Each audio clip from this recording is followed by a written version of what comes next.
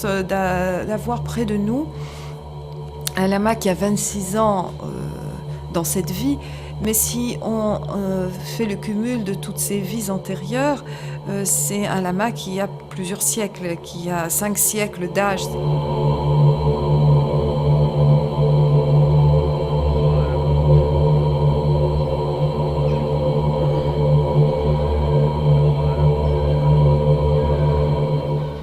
C'est un être qui est revenu dans le monde pour le bien des autres. Sa motivation d'être parmi nous, c'est de nous dispenser ce dharma dans nos pays où il s'est implanté après l'exil des Tibétains. Ce que je te demande, c'est de m'aider à fonder mon monastère en exil. Ce sera en France et ce sera avec toi et ce sera la base principale. On a pu très vite s'installer dans ce lieu et il a donné à ce lieu le nom de Tatsang Lungdupling en tibétain. En français, ça veut dire le jardin des accomplissements spontanés.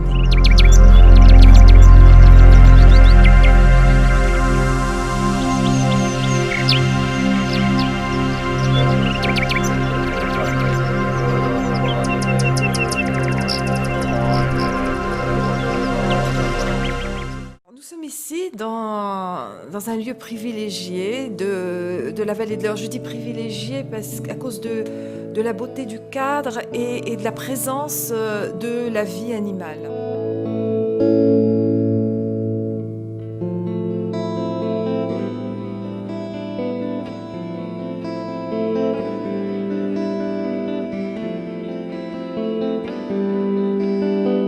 Pour les gens qui viennent nous voir, se ressourcer, c'est aussi se trouver dans un cadre où il y a des animaux qui évoluent, qui sont présents, et où il y a tout ce monde végétal aussi, avec le cycle des saisons qui change et qui nous accompagne.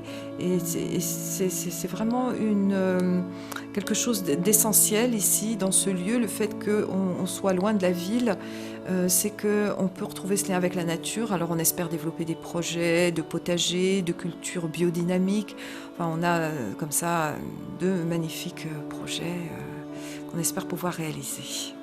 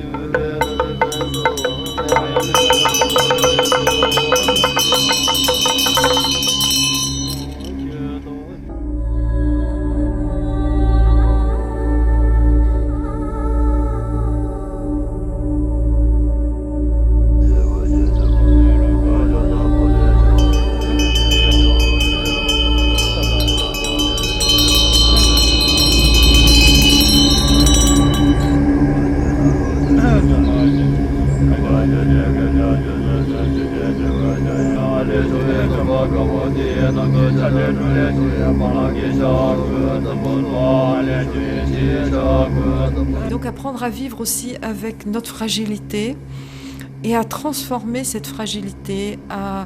Et comment la transformer? Le corps est limité. Je parlais de ces limites que sont la vieillesse, la maladie, la mort. Et on découvre qu'on a un esprit qui, lui, est une source qui peut nous apporter cette dimension d'illimité.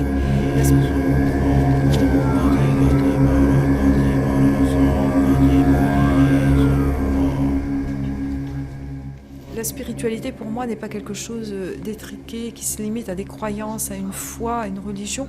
Mais la spiritualité, c'est la vie de l'esprit, c'est la force de l'esprit.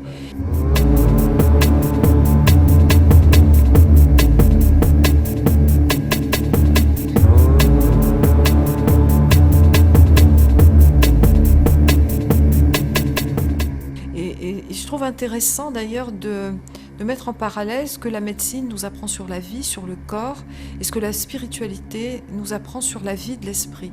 Ce qui est assez étonnant, c'est que on a cet esprit illimité dans ce corps qui a toutes ses faiblesses, ses limites, et d'arriver à vivre, à faire coexister les deux, faire coexister cette force, cette faiblesse.